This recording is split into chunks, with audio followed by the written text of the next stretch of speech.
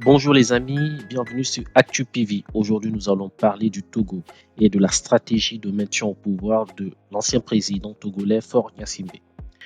La 5e République togolaise, instaurée par la Constitution du 6 mai 2024, pour ceux qui s'en rappellent, marque une transition d'un régime présidentiel à un régime ou un système parlementaire.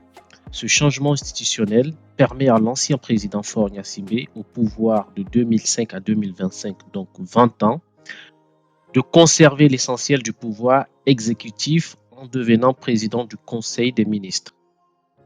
Un poste central doté de prérogatives étendues, contrôle de l'exécutif, allégeance de l'armée. Le président de la République, désormais élu par le Parlement pour un mandat de 5 ans renouvelable une fois, est réduit à un rôle symbolique. Exemple, l'Allemagne. Une stratégie clé. Faure Gnassingbé a exploité cette réforme constitutionnelle pour contourner les limites traditionnelles du pouvoir présidentiel.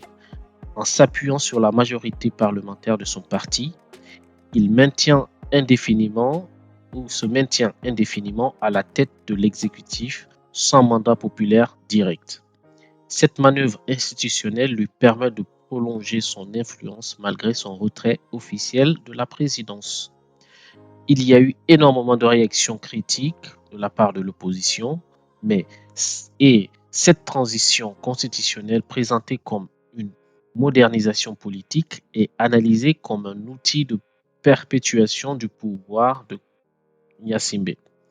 En transformant le système politique, il assure la continuité de son parti, de son autorité, illustrant une stratégie de long terme pour rester au cœur du pouvoir malgré les changements de régime. Les amis, qu'est-ce que vous en pensez? Est-ce que cela vous choque vraiment? Et puis, disons, pour les Togolais, s'ils travaillent le pays, est-ce que cela vous dérange? Merci d'ajouter dans le commentaire ce que vous en pensez. Merci de liker et de partager. Et surtout, merci de vous abonner. À très bientôt. Ciao, ciao.